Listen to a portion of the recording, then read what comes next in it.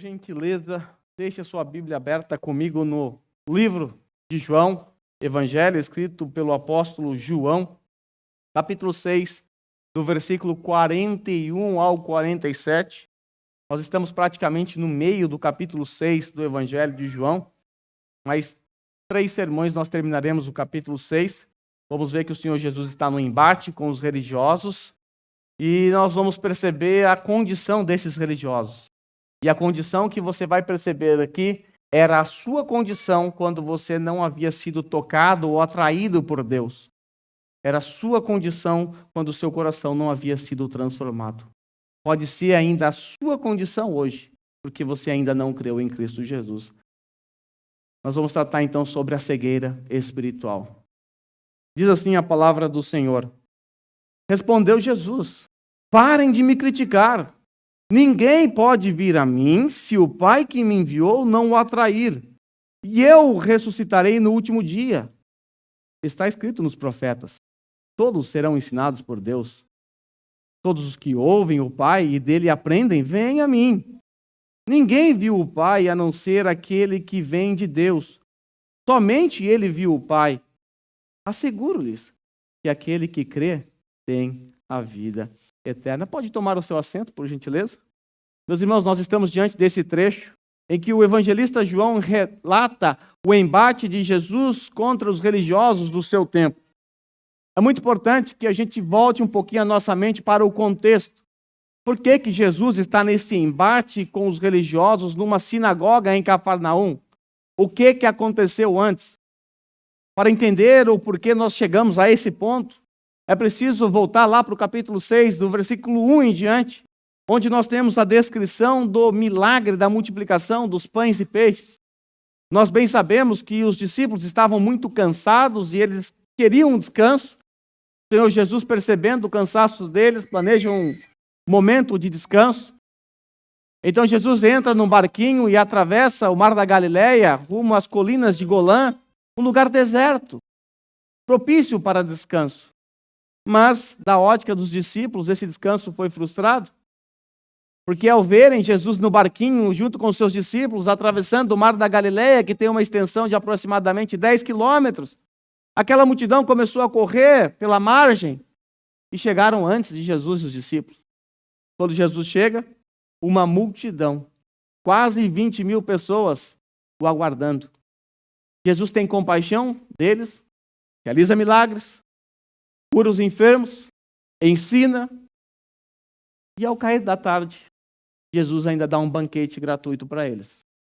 Ele transforma, ele multiplica pães e peixes suficientes para alimentar quase 20 mil pessoas e ainda sobrar 12 cestos.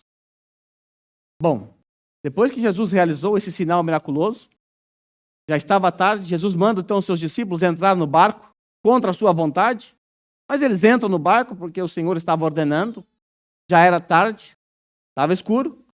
O Senhor Jesus então vai se despedir da multidão. Enquanto isso, Jesus sobe para o monte para orar e os seus discípulos vão rumo a uma grande tempestade enviada pelo próprio Senhor. 6 horas depois, o Senhor Jesus vai em direção aos seus discípulos que estavam quase morrendo afogados, sucumbindo, estavam cansados. E o Senhor Jesus vai de maneira milagrosa andando sobre o mar, caminhando tranquilamente. Então ele chega até onde estavam os discípulos, ele faz Pedro andar sobre o mar, Pedro afunda, levanta, Jesus entra dentro do barco, a tempestade acalma, eles adoram Jesus e logo chegam para o outro lado da margem. No dia seguinte, aquela multidão que havia sido alimentada por Jesus, pediram bis, queriam comer de novo. Lógico, de graça. Chegaram lá, encontraram o barco de Jesus, olha, Jesus está aqui. Porém não o encontraram, porque eles não sabiam que Jesus havia andado sobre o mar. Então eles me imaginaram, provavelmente Jesus está em Cafarnaum, que é o lugar onde ele morava. Então decidiram ir a Cafarnaum, e quando eles chegam em Cafarnaum, encontram Jesus numa sinagoga. Por isso você vai perceber que o texto que está diante de nós é um texto em que Jesus está num embate com os religiosos. Isso era algo comum dentro de uma sinagoga. Por isso, perguntas e respostas são feitas. Eles estavam lendo a Torá, lendo um trecho da lei, e agora perguntas e respostas eram feitas. Agora, vale lembrar que uma das afirmações de Jesus causou espanto nos judeus. Jesus afirmou: eu sou o pão da vida. Quando Jesus afirmou isso, automaticamente os discípulos, os religiosos, eles entenderam o que Jesus estava dizendo. Porque ele acabara de usar uma expressão que era comum somente para Deus. Nenhum homem poderia usar essa expressão, eu sou. Porque era o nome próprio de Deus. Foi assim que Deus se revelou a Moisés e é assim que ficou conhecido o grande Yahvé, Jeová. Então eles estão agora diante de Jesus, após Jesus ter realizado aquele sinal miraculoso da multiplicação dos pães e peixes. E agora eles estão aqui questionando Jesus. Jesus então emite esse pronunciamento de que ele é o pão da vida. Isso gera revolta nos corações deles. E agora nós chegamos no texto que está diante de nós. Você vai perceber que eles tiveram uma reação muito enérgica. Eles começaram a criticar a Jesus, porque ele havia afirmado que ele é o pão da vida. Mas algo que me chama a atenção, e que deve chamar a sua atenção também, é por que aqueles homens não creram em Jesus? Como pode eles foram alimentados pelo próprio Senhor Jesus? Vale lembrar que nós estamos na metade do ministério terreno de Jesus, em torno de 1 ano e meio. Jesus já havia realizado inúmeros sinais miraculosos na frente deles. Eles viram os sinais, que não foram poucos. Eles ouviram os discursos profundos de Jesus, que também não foram poucos. Eles mesmos foram alimentados por Jesus. Mas mesmo assim, eles não creram em Cristo Jesus. Mesmo assim, eles se puseram a criticar Jesus, a rejeitá-lo abertamente. Mas por quê? Como pode? Eles estavam diante do Deus encarnado, estava na frente deles. Mesmo assim, eles estavam cegos. Eles não podiam enxergar a divindade em Jesus. A cegueira espiritual, ela pode ser identificada através dos seus sintomas. E aqui eu preciso deixar claro para todos vocês que todos os seres humanos nascem com a cegueira espiritual. Não há nenhum sequer. Todos nascem cegos, espiritualmente falando. E a cegueira espiritual, ela pode ser identificada através dos seus sintomas. Deixa eu apresentar um sintoma para você que está presente aqui no texto. O primeiro sintoma que eu quero apresentar para vocês acerca da cegueira espiritual é a reação alérgica à verdade. É isso que a cegueira espiritual faz no incrédulo. Ele tem uma aversão à verdade. Começa a coçar quando ele escuta a verdade. Ele tampa os ouvidos, ele não suporta ouvir a verdade. Essa é uma reação alérgica. Esses homens simplesmente não conseguiram ver a divindade de Jesus, apesar de ter visto sinais. Eles não conseguiram decodificar os sinais corretamente. Certamente você já fez exame dos olhos aqui no Japão, né? Vocês estão enxergando aí, estão fazendo exame aí que eu estou sabendo. MIG, Hidari, aí vocês estão fazendo. No Brasil não é assim. Mas aqui no Japão, quando você vai fazer um teste para saber como é que está a sua visão, eles colocam diante de você um círculo com um pedacinho faltando, um espaço em branco. E você tem que identificar onde é que está esse espaço. Está para a esquerda, para a direita, para frente, para baixo, para cima, para baixo? Provavelmente todos vocês já fizeram isso, né? É uma das primeiras palavras, as primeiras palavras que a gente aprende em japonês é Migi, Hidari, Ueshi, tá? Exatamente por causa desse exame. Você decora, porque você tem que falar isso na hora de tirar a habilitação, na hora de fazer um exame na fábrica. Você precisa decodificar o sinal que está sendo posto diante de você. Você precisa decodificar onde é que está o espaço em branco. Deixa eu dizer a vocês que em 2006, uma época em que eu trabalhava como um louco na Ixim, fazia 3 horas e meia de zangueu todos os dias. Época em que eu estava no seminário. Então tinha um dia da semana que eu tinha que ir até o seminário aqui no Japão, era uma região um pouco longe de onde eu morava. Eu chegava em casa 2h30 da manhã, 2 horas da manhã, exausto, cansado. E vocês sabem que, a maioria de vocês, né, sabem que eu tenho sistema imunológico muito debilitado. Eu tenho uma imunodeficiência. Eu sou podre, é assim que as pessoas falam. E é verdade. Naquela época, eu também me alimentava muito mal.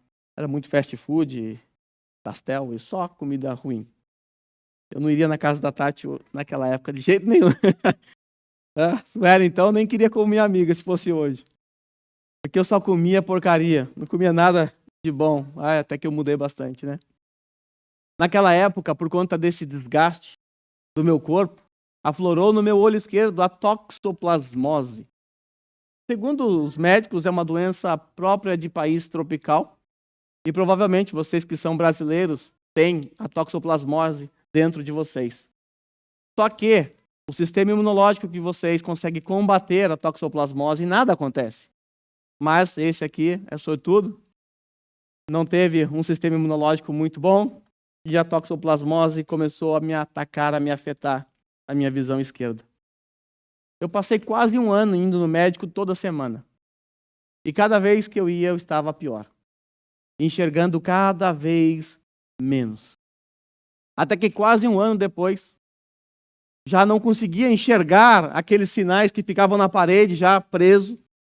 E já tem o primeiro sinal lá em cima, que é bem grande, eu já não conseguia enxergar. Então a enfermeira imprimiu num papel de sulfite.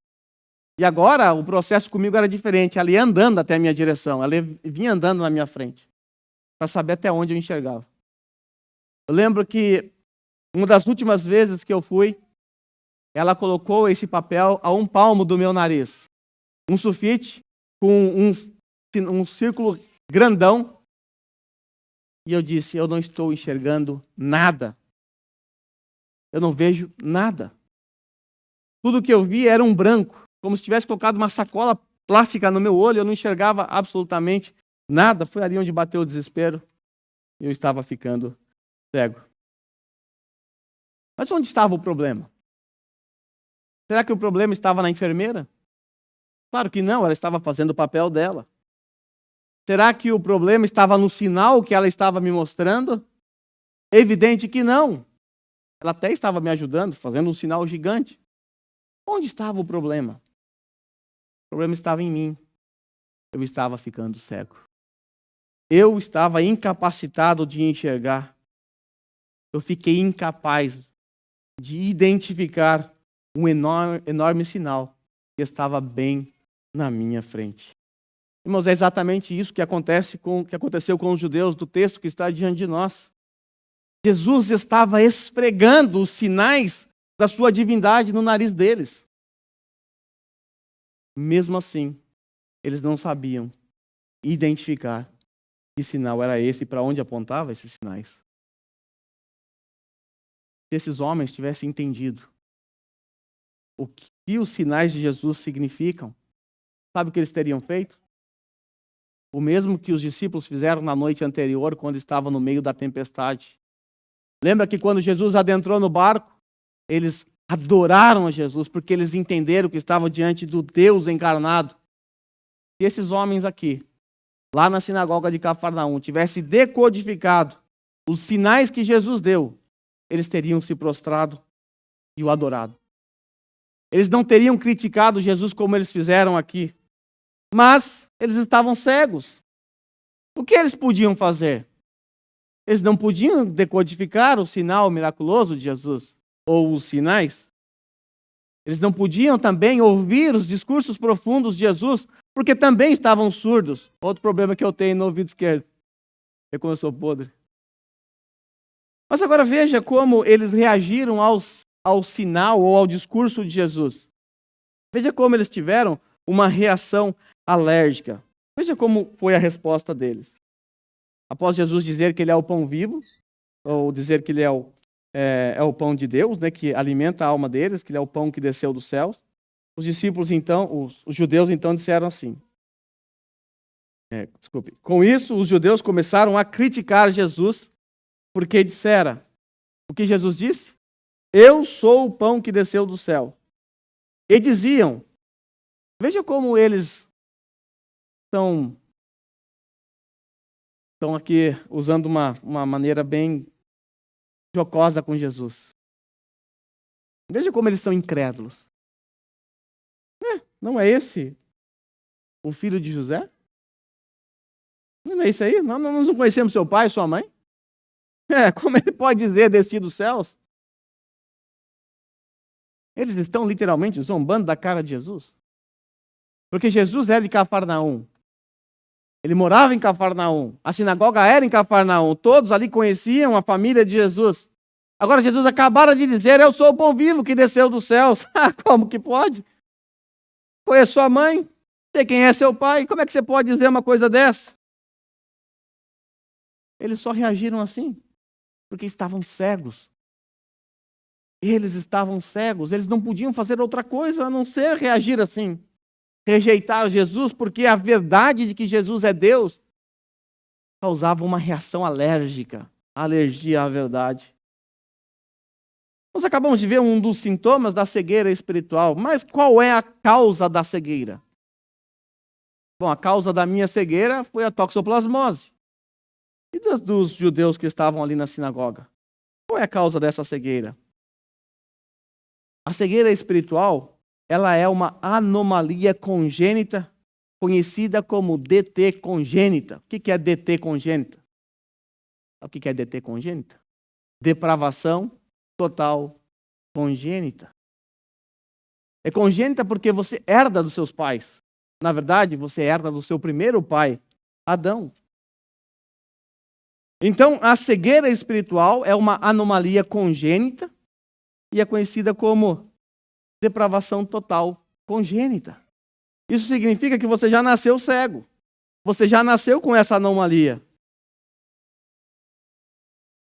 Isso significa que todos os seres humanos eles já nasceram com essa cegueira espiritual. E segundo a palavra de Deus, ela é procedente do seu pai, do seu avô, e você vai puxando a sua linhagem até você chegar em Adão. Porque ela vem de Adão. Por isso, ela também é conhecida como adamiastigmatismo crônico. Não adianta pesquisar essa palavra, que é uma palavra glauberiana. Eu que inventei isso aí. É Adão com astigmatismo. Eu tentei misturar essas duas palavras. É até difícil de pronunciar. Mas é simplesmente para dizer para você que você nasceu cego, que todos os seres humanos nascem cegos porque são descendentes de Adão. Adão trouxe cegueira a todos nós depois da queda. E a cegueira espiritual pode ser percebida pela impossibilidade que o homem natural tem de ir até Cristo. O homem natural ele não pode ir até Cristo. Ele não tem vontade de ir até Cristo. Ele não deseja, ele não anseia ir até Cristo. No sermão que eu preguei, no sermão passado, nós vimos que só vai até Jesus quem? Aqueles que o Pai der a Jesus. E esses não serão rejeitados. Olha aí para o versículo 37. Todo aquele que o Pai me der. Todo aquele que o Pai me der. O que acontece com esse? Virá a mim. E o que vier a mim, eu jamais rejeitarei. Isso mostra para nós que o outro sintoma de alguém que é cego, espiritualmente falando, é não querer ir a Jesus. Agora suas pernas também estão com problema. A cegueira espiritual atrofiou também as pernas. Agora ele não pode, ele não quer ir até Jesus. Olhando para os versículos 43 e 44, nós percebemos ali que esses homens estavam cegos porque Deus não agiu na vida deles com sua graça irresistível. Ou seja, Deus, usando as palavras de Jesus, Deus não os atraiu para Cristo. Veja como a resposta de Jesus é clara como um cristal. Respondeu Jesus, parem de me criticar. E é interessante essa palavrinha aqui que foi traduzida na NVI por criticar. E outras versões está assim, parem de murmurar. E essa tradução ela é propícia, sabe por quê? Porque o contexto todo indica que essa é a melhor tradução, a murmuração. Porque quando Deus alimentou o povo de Israel lá no Egito, com o maná, o pão que desceu dos céus, o povo murmurou, reclamou. E agora eles estão repetindo o mesmo pecado dos seus pais. Jesus, o próprio Deus, agora não através de Moisés, mas o próprio Deus acabara de alimentar o povo. E eles logo em seguida estão repetindo os mesmos pecados dos seus pais, murmurando. Então Jesus dá uma bronca neles, parem de me criticar ou parem de murmurar. Agora preste atenção nas palavras de Jesus. Ninguém, absolutamente ninguém pode vir a mim, se o Pai que me enviou não o atrair, e eu ressuscitarei no último dia. Você percebe como a cegueira espiritual ela impede que todo ser humano vá até Jesus? Repito as palavras de Jesus. Ninguém, absolutamente ninguém pode vir a mim, a não ser que o Pai atraia para o Filho.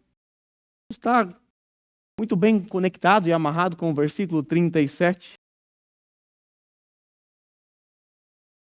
Mas por que o homem não pode ir? Por que o homem não vai se ele não for atraído? Por que é necessário essa atração? Sabe por quê? Por causa da condição do homem sem Deus. Mas qual é a condição do homem sem Deus? A condição do homem sem Deus está exposta em vários textos da Bíblia. Vários. Desde Gênesis até Apocalipse você vai ver a condição do homem na prática. Como o homem naturalmente se afasta de Deus. Mas eu quero, olhando para 2 textos somente, por conta do tempo, eu quero mostrar a vocês uma descrição horrenda acerca do homem. Esse homem que não foi dado por Deus ao Filho e nem tampouco foi atraído pelo Pai. Vamos então recorrer, em primeiro lugar, a Romanos capítulo 3, versículo 10 ao 18. O apóstolo Paulo, quando está escrevendo a carta dele aos Romanos, no primeiro capítulo, ele descreve a condição do ser humano como um todo. Ele está falando dos gentios. Ele não está falando dos judeus no capítulo 1. Vai mostrar a depravação total entre os gentios. No capítulo 2, ele começa a falar dos judeus. E ele começa a mostrar que os judeus também não estão em vantagem.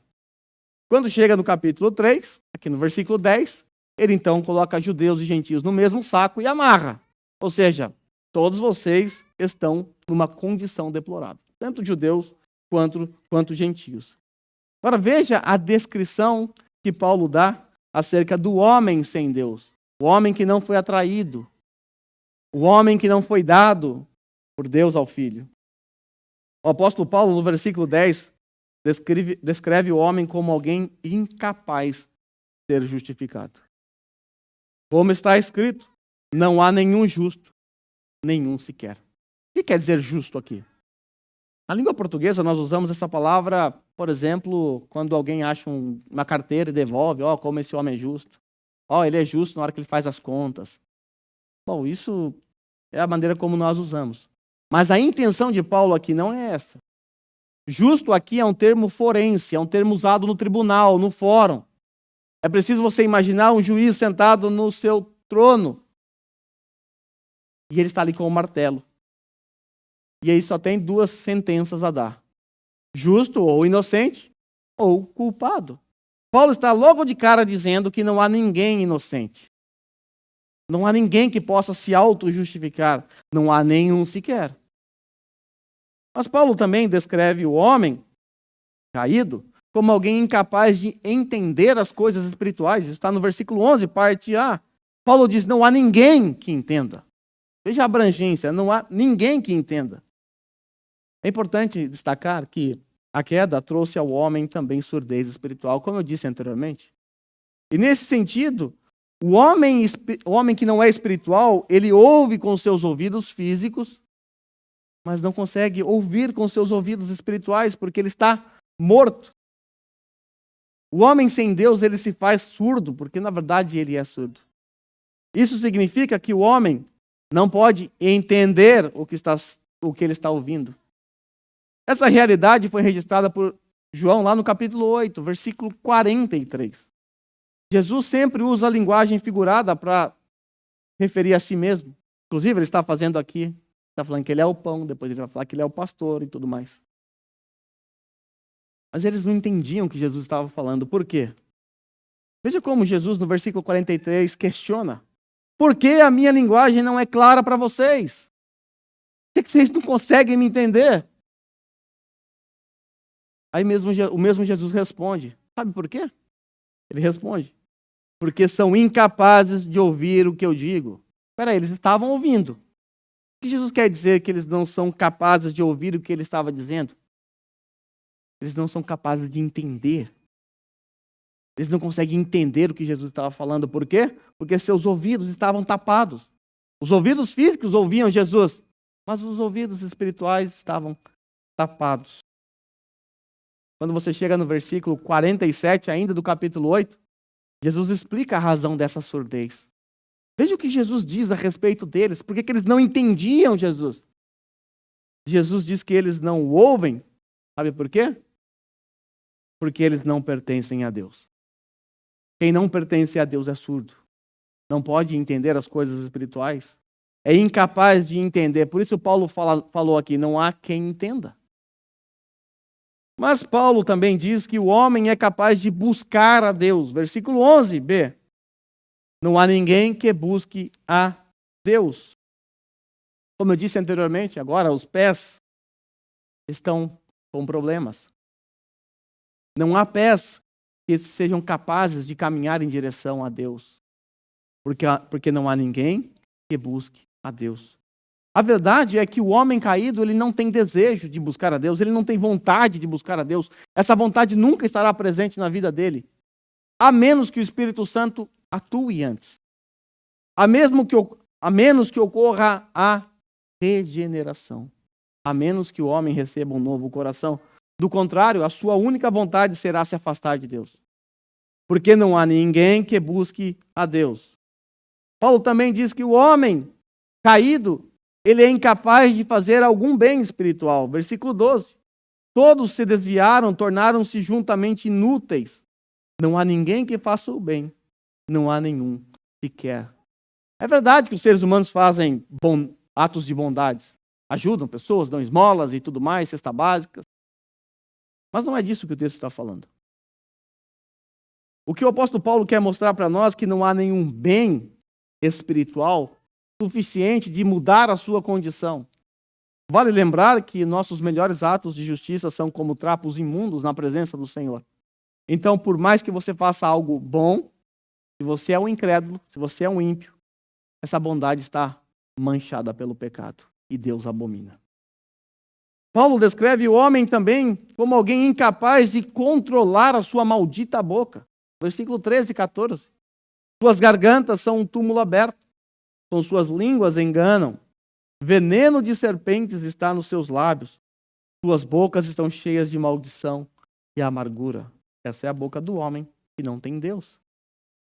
Paulo também diz que o homem sem Deus ele é incapaz de trilhar o caminho da paz. Versículo 15 e 17. Seus pés são ágeis para derramar sangue. Ruína e desgraça marcam os seus caminhos e não conhecem o caminho da paz. Esses são os pés do homem sem Deus. Como alguém com pés assim poderá correr em direção a Jesus? Não poderá. Jamais. Por quê? Porque seus pés são ágeis para derramar sangue, são marcados por ruínas, desgraças.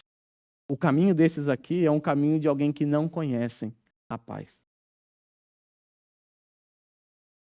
Paulo também descreve, por fim, o homem sem Deus, ele é descrito como alguém incapaz de ver a utilidade do temor a Deus. Versículo 18. Aos seus olhos é inútil temer a Deus. Ele não vê utilidade em temer a Deus. O homem sem Deus, ele não tem temor nenhum de Deus. Ele nem se importa com Deus. Veja, irmãos, nós temos aqui uma descrição dos olhos espirituais dos homens que estavam diante de Jesus. Eles não conseguiam enxergar Jesus como Deus exatamente por conta dessa condição. Essa era a condição daqueles homens. Eles viam, mas eles não podiam crer. Lembra do versículo 36? Jesus diz assim, mas como eu lhes disse, vocês me viram, mas ainda não creem. Está lá no versículo 36, Jesus já havia dito isso. Vocês me viram, mesmo assim vocês não creem. Porque vocês estão cegos. Eles estavam diante do Deus encarnado, que estava discursando de maneira profunda após realizar, na presença deles, inúmeros sinais miraculosos. Porém, a cegueira os impediu de ver. E ver aqui é sinônimo de crer. Eles não conseguiram crer. Mas ainda um outro texto que relata a condição do homem que não foi atraído por Deus. E esse texto nos ajuda a entender por que aqueles homens, apesar de ver todos os sinais, não conseguiram crer em Jesus. A primeira razão, Paulo, em Efésios capítulo 2, versículo 1 ao 3, a primeira razão está no versículo 1. Paulo diz que o homem sem Deus, o homem natural, é um homem que está espiritualmente morto. Vocês estavam mortos em suas transgressões e pecados. Eu sempre pergunto, o que pode fazer o morto? O morto não faz nada. Não faz nada. Eu sempre proponho um desafio para vocês, passa no cemitério, convida alguns para tomar um café na sua casa. Não vai aparecer nenhum. Por quê? Porque mortos não podem fazer absolutamente nada. E essa era a nossa condição sem Cristo. Nós estávamos mortos em nossos delitos e pecados. Até que o Senhor Jesus quebrou a nossa sepultura e com sua voz poderosa nos chamou, vem para fora. Aí nós fomos. Mas foi a ação dele. Antes disso, estávamos mortos. Antes disso, rejeitávamos a palavra. Não tínhamos temor de Deus. Porque mortos não podem fazer nada.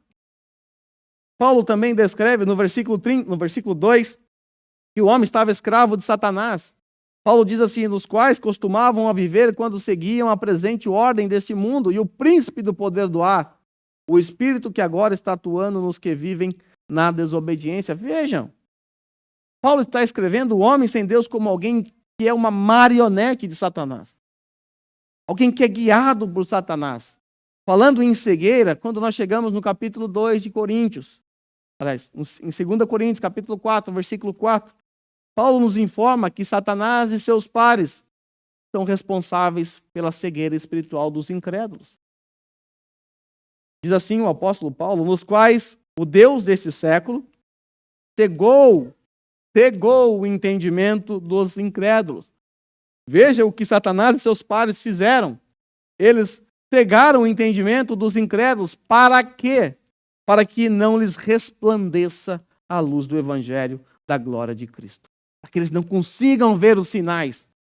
Sabe aquela toxoplasmose que tal, aquela bactéria? Então, Satanás coloca um monte de toxoplasmose espiritual nos olhos de todo mundo. Para você enxergar só um branco, para você não conseguir enxergar a luz do evangelho da glória de Cristo, que é a imagem de Deus. Percebe que a menos que Deus faça algo, você não poderá enxergar os sinais, não poderá decodificar, mas não para por aí. O apóstolo Paulo também escreve o homem caído como alguém que é escravo da sua própria carne, da sua própria natureza caída. A nossa carne, ela é inimiga de Deus. Paulo diz assim, anteriormente, todos nós também vivíamos entre eles, satisfazendo as vontades da nossa carne, seguindo os seus desejos e pensamentos. Era assim que vivíamos. O homem natural vive assim. Nossa carne é inimiga de Deus. A nossa carne odeia tudo o que é de Deus. E por fim, Paulo descreve lá no versículo 3, parte B, que o homem é por natureza merecedor da ira de Deus. Aqui é um golpe fatal. Devido a toda essa condição, devido à incapacidade do homem de buscar a Deus por conta da sua cegueira, da sua surdez, da sua atrofia espiritual, o homem então ele é merecedor da ira de Deus. E ele é merecedor da ira de Deus por natureza. Lembra que eu disse que você nasceu, eu nasci, com uma DT congênita, depravação total congênita, ou seja, nós nascemos já com essa natureza totalmente depravada e por conta disso nós merecemos a ira de Deus. Diante desta condição, meus irmãos, não havia nada que você pudesse fazer para alcançar a salvação. Absolutamente nada. Eu te pergunto, que obras seriam suficientes para reverter essa condição? Que obras?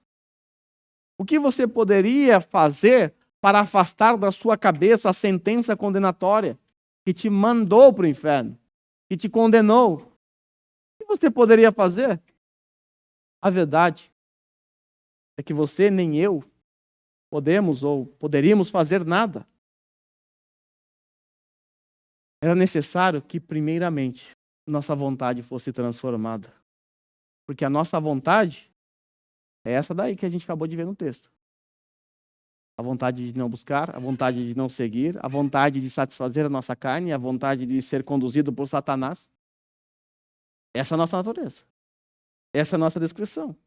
A menos que Deus faça alguma coisa, não haveria esperança para você nem para mim. Quando que a nossa vontade é transformada? Porque talvez você está agora pensando, peraí, o versículo lá de Romanos diz que não há quem busque. E o texto aqui fala que estávamos mortos em nossos delitos e pecados, e mortos não podem fazer nada. Talvez você está pensando, pera lá, mas eu quis. Eu busquei. E é verdade, eu também. A grande questão não é se você tem vontade ou não. A grande questão é o que mudou a sua vontade. Você tinha uma vontade e a sua vontade era manchada. A grande questão é o que mudou a sua vontade. O que converteu a sua vontade? Essa que é a grande questão. Com base nesse ponto, eu quero apresentar a vocês a cura para a cegueira espiritual. E aqui nós vamos descobrir o que é que muda a nossa vontade. O que aconteceu para que essa vontade fosse mudada? O que aconteceu para que toda essa condição descrita nesses dois textos que eu apresentei fosse mudado? Então, qual é a cura para essa cegueira? A cura é a dose única da graça divina. Dose única da graça divina. Porque somente a graça de Deus pode nos libertar dos efeitos do pecado. Somente a graça de Deus. Dose única, você só toma uma vez. É preciso, irmãos, que o Espírito Santo atue de maneira poderosa em nossas vidas, de forma a mudar, a transformar os nossos corações. É isso que chamamos de regeneração. Aquela transformação. Lembra lá do texto de Ezequiel, quando é dito que Deus vai tirar aquele coração de pedra, vai nos dar um coração de carne. Quando isso acontece, a nossa vontade, a nossa volição, ela é mudada, ela é transformada. Por isso nós necessitamos do Espírito Santo, para que ele nos livre das escamas que estão em nossos olhos, para que ele destampe os nossos ouvidos. Precisamos do Espírito Santo para que ele nos faça ouvir o que o Pai tem a nos dizer acerca do Filho. É preciso ser ensinado por Deus. Ou seja, é preciso que o Espírito Santo faça com que a mensagem do Evangelho penetre os nossos corações. Essa é uma ação do Espírito Santo em nós. Muitas pessoas ouviram do Evangelho a vida toda, mas rejeitaram até o fim e foram condenadas. Mas o que aconteceu? Por que você é diferente dessas pessoas que que ouviram, mas não tiveram sua vida transformada, ou não correram, não se prostraram diante de Cristo? O que há de diferença entre você e essas pessoas? Será que é porque você é melhor? Você é mais santo? Suas obras eram melhores? É evidente que não. O que aconteceu foi que quando a palavra de Cristo, o glorioso Evangelho, foi ministrado a você através de alguém ou de algum meio, o Espírito Santo estava te ensinando. Estava mudando o seu coração. Estava te fazendo entender o que ele queria que você entendesse. Porque quando isso aconteceu, você enxergou, você conseguiu ouvir a voz do seu Senhor. Note bem, aqueles homens estavam ouvindo os ensinamentos de Jesus. E quem é Jesus? O próprio Deus. Eles estavam ouvindo o próprio Deus, mas assim mesmo não creram. Por quê? Agora a resposta está aí para nós. A resposta está nos versos finais, onde Jesus cita Isaías 54, versículo 13. Veja o que está escrito. Jesus diz assim, está escrito nos profetas. Isaías 54, 13. Todos serão ensinados por Deus. Quem são todos? Todos que foram atraídos. Lembra do contexto? Todos que foram entregues pelo Pai. Todos esses que foram entregues pelo Pai, todos esses que foram atraídos, estes serão ensinados por Deus.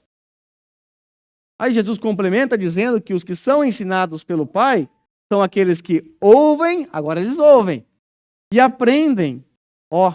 Mudou. Agora eles ouvem, eles aprendem, E como consequência disso, eles vão até Jesus. Olha a vontade mudada. Olha a vontade transformada. Olha a condição deplorável sendo transformada para uma condição favorável. Agora nós conseguimos aprender, ouvir e correr até Jesus. Não foi isso que aconteceu na sua vida. Talvez você ouviu o evangelho muitos e muitos anos e você desprezou. Mas teve um dia que o Espírito Santo agiu em sua vida. E nesse dia você aprendeu, ouviu e correu até Jesus. Por isso Jesus disse: todos os que ouvem o Pai e dele aprendem, vêm a mim. Vêm a mim. Aqueles homens. Eles ouviram fisicamente, mas eles não entenderam a mensagem. Espiritualmente eles não entenderam nada, eles não ouviram nada.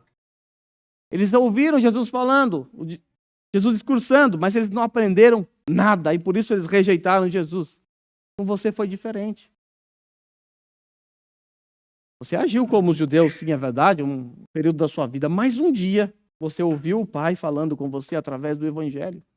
Você aprendeu que o Espírito Santo te ensinou. E aí você creu. Nós podemos tranquilamente substituir o verbo ouvir pelo verbo crer no texto. Todos os que creem em mim são aqueles que aprenderam de mim, ou seja, foram ensinados por Deus. Portanto, esses vêm a mim. Ou seja, eles foram atraídos, eles foram dados por Deus. Por isso eles creem e vêm a mim. No versículo 46 do texto que nós estamos estudando, Jesus ele se apresenta também como o único mediador entre Deus e os homens. Ele diz que somente ele viu o Pai e somente ele veio do Pai. Veja aí. Ninguém viu o Pai, a não ser aquele que vem de Deus. Somente ele viu o Pai. Mas, irmãos, qual é o significado dessa afirmação? O que Jesus queria com isso aqui? Não parece que essa afirmação está um pouco perdida, sem nexo? Parece que é difícil entender por que Jesus, logo assim, do nada, joga isso. Ninguém viu o Pai, a não ser aquele que veio. O assunto nem era esse. O assunto era pão. O assunto era cegueira. Vale lembrar, irmãos, que no sermão passado, nós aprendemos que Jesus se propôs a mostrar aos seus interlocutores o quanto ele é superior a Moisés. Porque o que estava em jogo era isso. Quando nós observamos o final do desfecho da multiplicação dos pães de peixe, o que aqueles homens pensaram acerca de Jesus? Eles chegaram a duas conclusões. Ele é o profeta ou ele é o Cristo. E havia uma confusão na mente dos judeus com relação a o profeta e o Cristo. Alguns achavam que eram duas pessoas separadas, outros achavam que era a mesma pessoa, mas enfim. Eles chegaram à conclusão que Jesus era o profeta. E quem que é o profeta? Nós já aprendemos isso antes. Lá em Deuteronômio, capítulo 18, do versículo 15 ao 18, Deus diz a Moisés que um dia ele enviaria alguém semelhante a Moisés. Um profeta semelhante a Moisés. E esse profeta ficou conhecido pelos judeus como o profeta. Alguém que seria semelhante a Moisés. Por essa razão, o Senhor Jesus Cristo, ele começou a mostrar a sua superioridade com relação a Moisés. Vale lembrar que ele até mesmo corrigiu a mentalidade daqueles judeus. Jesus disse a eles que não foi Moisés que deu o pão que desceu dos céus, mas é meu Pai quem deu e é meu Pai quem dá agora. Jesus estava, então, mostrando a sua superioridade ao maná. Ele está se apresentando como o pão que desceu dos céus, contrapondo ao maná. Os judeus, eles tinham Moisés como um parâmetro. Eles estavam avaliando Jesus tendo Moisés como uma régua. Agora, Jesus está mostrando como ele é superior a Moisés. E, de fato, eles estavam certos. Jesus é o profeta. Ele é o cumprimento dessa profecia, sim. Eles estavam com dúvidas. Por isso eles pediram sinais. Eles queriam que Jesus repetisse aquilo que ele havia feito no dia anterior, que ele multiplicasse de novo pães, porque o maná, como nós aprendemos, caiu por 40 anos. É natural você pedir sinais, eles queriam ver esses sinais. Mas é interessante que houve um determinado momento da história, quando você corre lá para Êxodo, capítulo 33, versículo 18, Moisés, ele então, ele pede para ver a glória de Deus. Homem ousado, pediu para ver a glória de Deus. Aí você chega no versículo 20, lá do capítulo 33, Deus responde ao pedido de Moisés. O que Deus disse a Moisés? Você não poderá ver a minha face, porque ninguém poderá ver-me e continuar vivo. Consegue entender? Ninguém poderá ver a minha face. Você, Moisés, não vai poder ver a minha face, porque ninguém poderá ver. Porque se ver, vai morrer. Simples assim. Aí no verso 23, fica claro que naquela teofania, o que é uma teofania? Deus é espírito, Deus não dá para ver. Mas de vez em quando Deus se manifestava de forma visível. Então a gente chama isso de teofania. Então nessa teofania, Moisés viu o quê? Apenas as costas de Deus. Agora volte os seus olhos para o texto que está diante de nós. Veja como Jesus está se colocando como alguém superior a Moisés. Moisés pediu para ver a glória de Deus. Deus falou negativo. Se você ver, você vai morrer. Porque ninguém pode ver. Aí Jesus diz assim: ninguém viu o Pai, a não ser aquele que vem de Deus. Somente ele viu o Pai. Eu vi o Pai, ele diz. Eu vi. Percebe como Jesus é diferente de Moisés? Como ele é superior a Moisés? Esse texto também nos mostra que Jesus é a única solução de Deus para reverter a nossa deplorável condição diante de Deus. Jesus, então, é a lente que nos faz enxergar aquilo que outrora éramos impossibilitados de enxergar.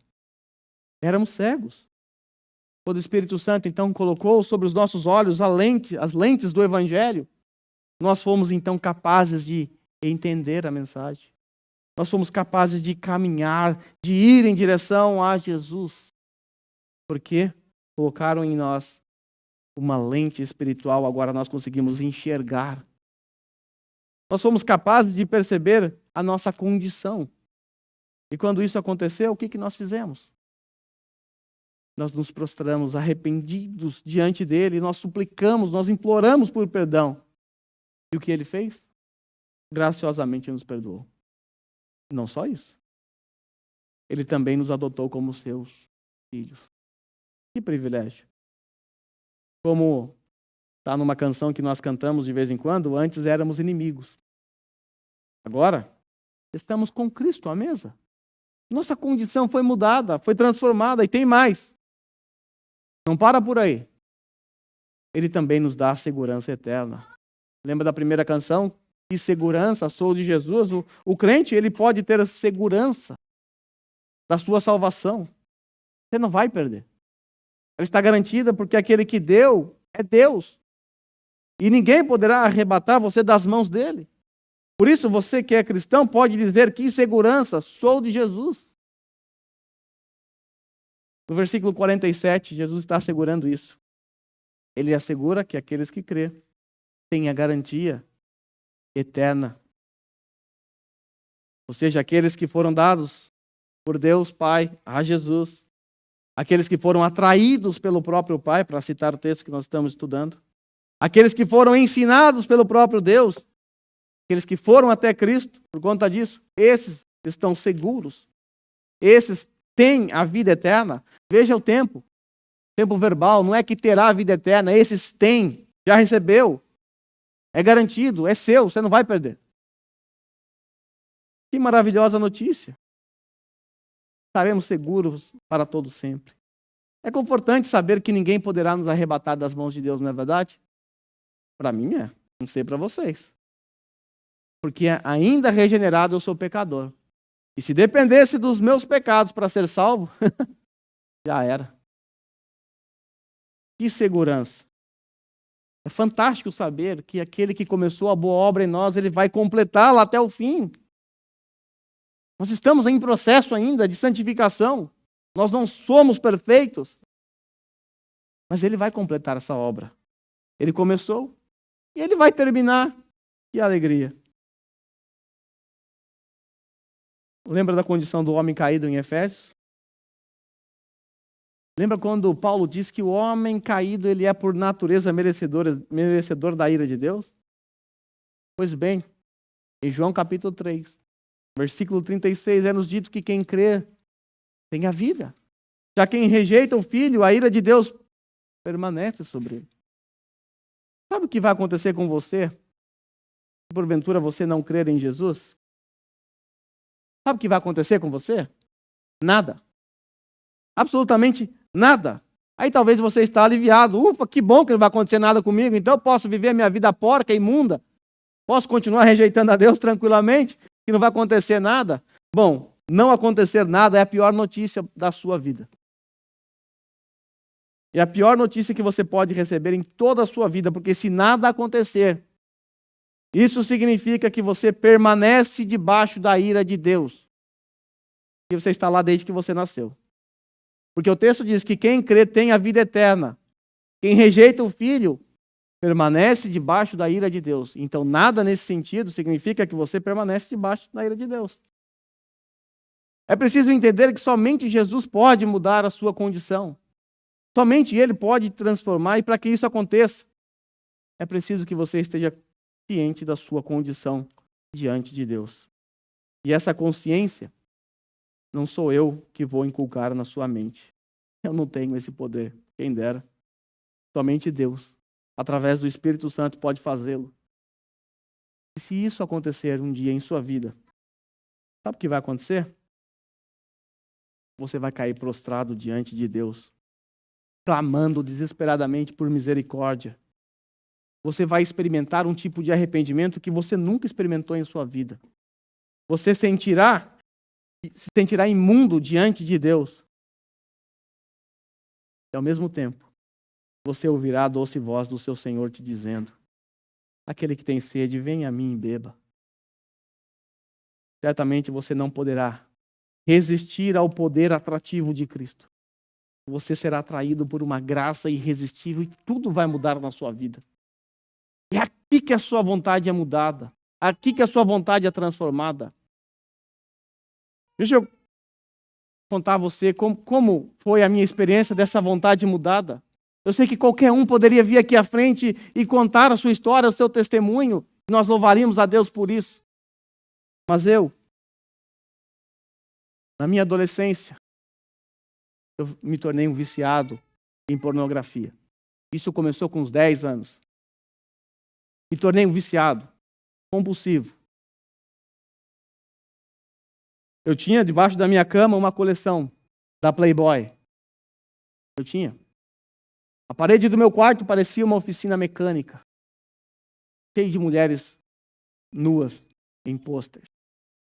Minha avó, que me levava para a igreja quando tinha 7, 8 anos, minha avó sempre me dizia: filho, tira esse negócio daí. Eu não quero nem entrar no seu quarto.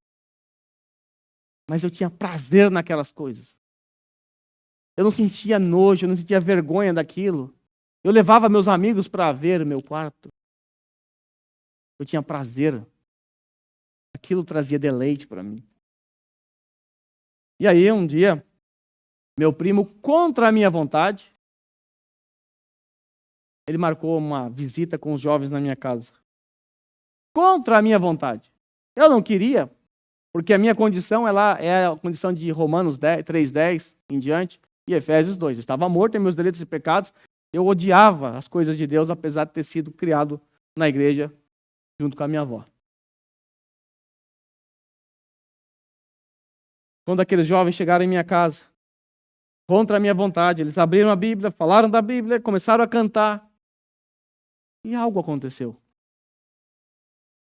O Espírito Santo começou a mexer no meu coração de uma forma que quando eles foram embora, eu fiquei desesperado, porque eu já não queria que eles fossem mais embora. A minha vontade foi mudada, a minha vontade foi transformada. E quando eles foram embora, eu entrei em desespero. Falei, e agora? O que vai ser da minha vida? Saí para me despedir. Já estava tarde, era umas 5 e pouco da tarde, era inverno, estava começando a escurecer. Eu volto para minha casa. E quando eu entro no meu quarto, aquilo que me dava prazer, agora já não dava mais. Eu sentia repulsa daquilo tudo. Eu senti nojo daquilo tudo. Mas o que aconteceu? O que aconteceu de uma hora para outra? O que mudou aqui? Eu mudei? Não, eu não mudei nada. Quem mudou foi o Espírito Santo, que mexeu no meu coração. Colocou em mim uma nova vontade, um novo desejo. De forma que aquilo que eu amava, agora eu não desejo mais, eu detesto. E aquilo que eu detestava, que é Deus, agora eu amo. E eu não pude fazer outra coisa a não ser pegar tudo aquilo, arrancar das paredes, pegar o meu baú com a minha coleção de Playboy e ir até a quadra que fica em frente da minha casa e lançar tudo aquilo dentro de um barril, de um latão, né, que eles se aqueciam no inverno. Eu joguei tudo ali dentro e voltei para minha casa. Jesus fez isso. O Espírito Santo mudou a minha vontade. Eu nunca teria feito isso. Até porque aquelas coisas eram ídolos em meu coração. Eu nunca teria forças para mudar nesse sentido. Jamais. Aí eu volto para o meu quarto. E agora? E agora? Eu era um adolescente, não sabia nem como orar. Apesar de ter sido criado na igreja com a minha avó. Estava afastado já da igreja há muito tempo, já não ia. Mas eu sentei na minha cama. Bati na cama, falei, Jesus, senta aqui, vamos conversar um pouquinho. E ali eu pedi perdão desesperado pela vida imunda que eu tinha vivido até aquele momento. Eu era cego. Eu estava perdido. Mas Ele me salvou. Ele me encontrou. Essa é a minha história. Mas eu tenho certeza absoluta que a sua história é semelhante à minha. Pode ser pecados diferentes, é verdade.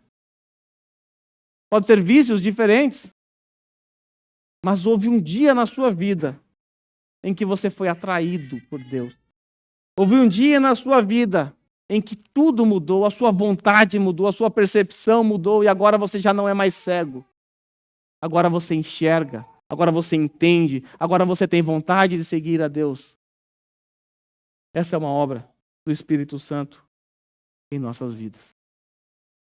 Por isso, na obra da salvação, não existe nenhum mérito em nós.